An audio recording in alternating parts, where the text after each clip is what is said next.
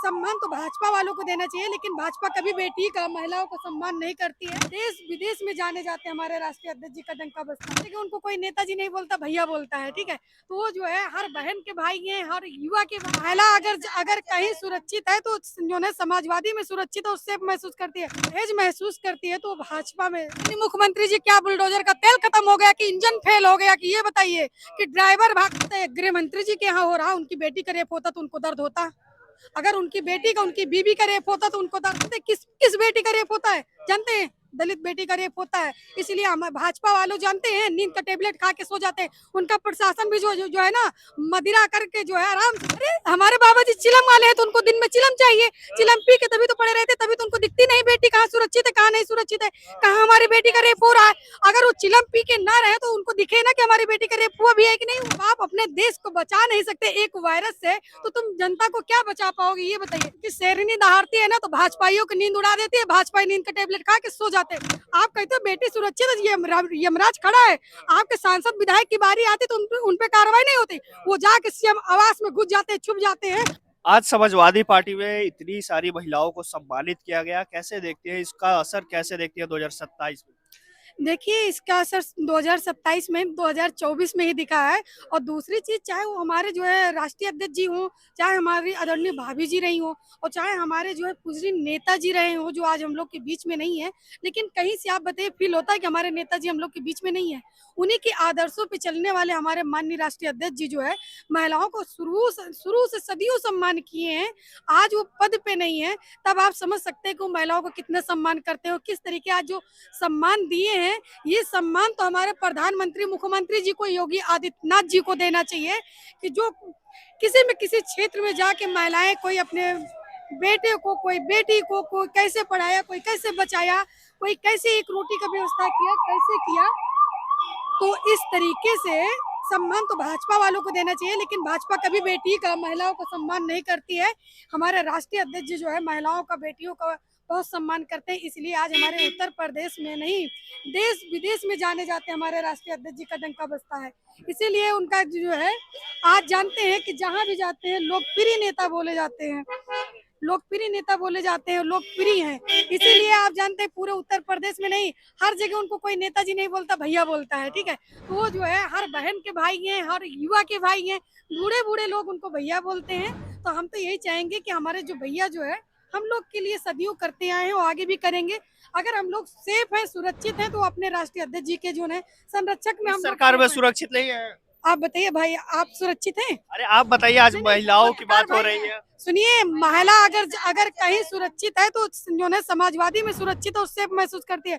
अगर कहीं जो है, अगर जो है असहज महसूस करती है तो भाजपा में। आज जानते हैं भाजपा की गवर्नमेंट है, तो आप समझ सकते हैं कि हमारे उत्तर प्रदेश का, आप जो ये हमारे माननीय मुख्यमंत्री जी कहते हैं ना जीरो टॉलरेंस, तो भाई आप है कहीं जीरो टॉलरेंस? आप बताइए।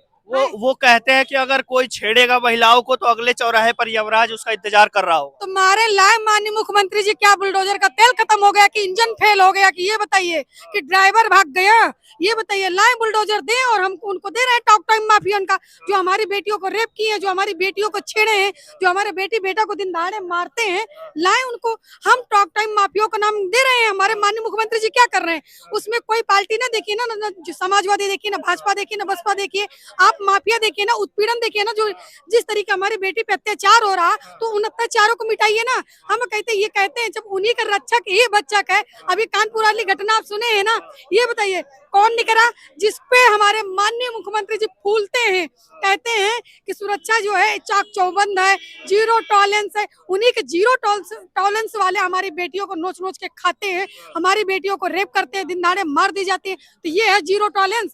सबसे बड़ी चीज तो ये है, देखिए अगर जिसके बेटी होगी, बहन होगा, माँ बाप होंगे, उन्हीं को पीड़ा जो है समझ में आएगा, उन्हीं की बेटी सुरक्षित होगी, उन्हीं को दर्द महसूस। गृह मंत्री जी ने भी कहा था कि रात के 2 बजे भी अगर लड़कियां चाहेगी तो पूरा गहना पहन करके सड़कों पर चल सकती है, निधड़क। ये बताइए, गृह मंत्री जी के यहाँ हो रहा, उनकी बेटी का रेप होता तो उनको दर्द होता। अगर उनकी बेटी का, उनकी बीबी का रेप होता तो उनको दर्द होता।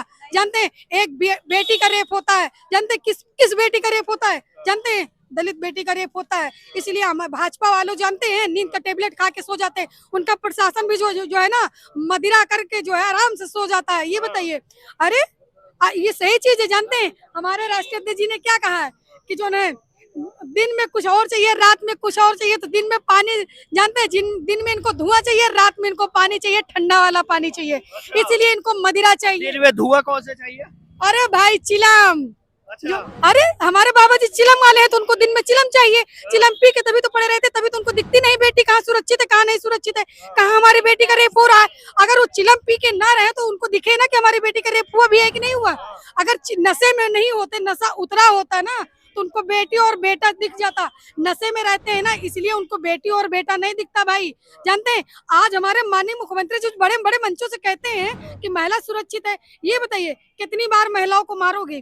कभी जो है गैस में, जो ना गैस के लिए लाइन लगा दिए, कभी जो है आप नोटबंदी में लाइन में लगा दे रहे हो, कभी आप कोरोना वायरस ले आओगे सबको घर के अंदर पैक कर दोगे जो ना, लेकिन किसी में किसी बहाने लाइन में लगा दोगे। जब एक चुनाव आएगा एक धमाका हो जाएगा, जब एक चुनाव आएगा कोरोना वायरस आ जाएगा। तो अगर हमारे माननीय मुख्यमंत्री जी प्रधानमंत्री जी भयभीत नहीं है तो वायरस आ ही क्यों रहा है? जब आप अपने देश को बचा नहीं सकते एक वायरस से, तो तुम जनता को क्या बचा पाओगे ये बताइए। आज जब जो ना 1 महीना की महामारी में एक धमाका वहां हुआ, असर सबसे पहले उत्तर प्रदेश में हो गया। उत्तर प्रदेश की जनता को, माँ बहन को लाइन पे लगा दिए। आज जो है 10,000 15,000 कमाने वाला 4,000 का सिलेंडर लेने पे मजबूर हो गया। हमारे बेटी बेटा जो बाहर से आए पढ़ने के लिए, घर छोड़ जो है रूम छोड़ के अपने घर जा रहे हैं, गाँव जा रहे हैं, तो भैया शर्म की बात नहीं है। बड़ा रफ्तार में बोल रही है, कौन सा पद है आपका समझ में आता राष्ट्रीय सचिव मालती यादव सपा की शेरनी, अखिलेश की शेरनी के नाम से जाने जाते हैं भाई। उनकी शेरनी, इतनी रफ्तार से कैसे बोल रहे हैं भाई? जब उनकी शेरनी दहाड़ती है ना तो भाजपाइयों की नींद उड़ा देती है। भाजपा नींद का टेबलेट खा के सो जाते हैं। भाजपा वालों के दम नहीं कि हमारा सामना कर ले। ये आप लोग को पता है कि मालती यादव सपा की शेरनी का सामना कोई करता नहीं है भाई। जानते हैं हमारे माननीय मुख्यमंत्री जी कभी जवाब नहीं देना चाहते, हमारी जनता को जवाब दे दे, आए जवाब देना। मुख्यमंत्री जी क्या जवाब दे? आप कह रही है कि दिन में वो पानी पी लेते हैं और रात में धुआं।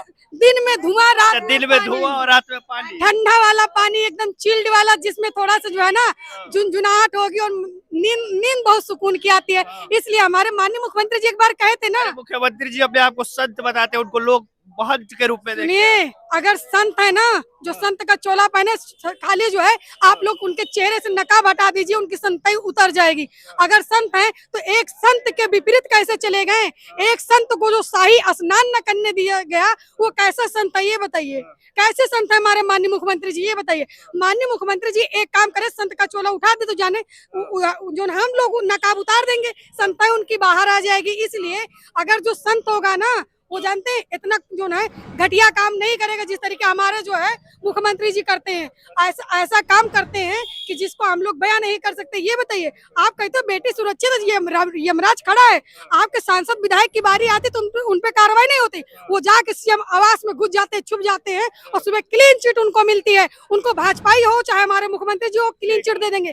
जानते हैं ये जापानी वॉशिंग मशीन रखे जिसमें इनके रेपिस्ट धोए जाते हैं। अच्छा, हाँ, देख सकते हैं अखिलेश यादव की शेरनी के नाम से जानी जाती है मालती यादव जी। और ये जो रफ्तार से बोल रही है, ये हमको लग रहा है प्रवक्ता बना देंगे अखिलेश जी। भाई देखिए, मैं उनकी बहन हूँ, प्रवक्ता नहीं हूँ, और एक सक्रिय कार्यकर्ता भी हूँ। जब इतना रफ्तार से तो प्रवक्ता ही एक बोल पाएगा। देखिए उनके जैसे हमारे राष्ट्रीय अध्यक्ष जी जो है ना, छोटा पटाखा बड़ा धमाका करते हैं ना, एक छोटी सी बोल में पूरी दुनिया हिला देते हैं। तो उनकी बहन जानते हैं अपनी आवाज से भाजपा को नींद उड़ा देती है। नींद उड़ा देती है। आपका क्या नाम है? हमारा नाम नीरज यादव। कहाँ से आई है? रायबरेली। रायबरेली से। हाँ, क्या स्थिति है रायबरेली में? आप क्या विधायक जी चले आए हैं भाजपा में, रायबरेली के मनोज पांडे जी। सुनिए, आप विधायक जी की बात करते हैं। ये बताइए, आप लोग कहते हैं विधायक जी चले आए, विधायक जी चले आए।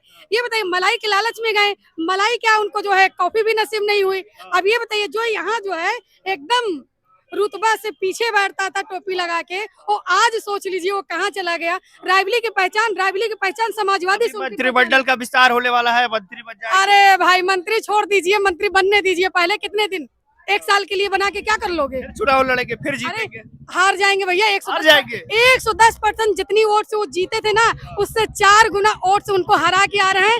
ऊंचाहार विधानसभा में मैं भी जा रही हूँ सामना करने। और जानते हैं शायद ऊंचाहार विधानसभा में मैं सबसे पहले हमारे जो है प्रत्याशी होगा हमारा बड़ा भाई होगा, और उसका सामना मालती यादव करेंगे, अपने भाई के साथ कंधा से कंधा मिला के खड़े रहेंगे।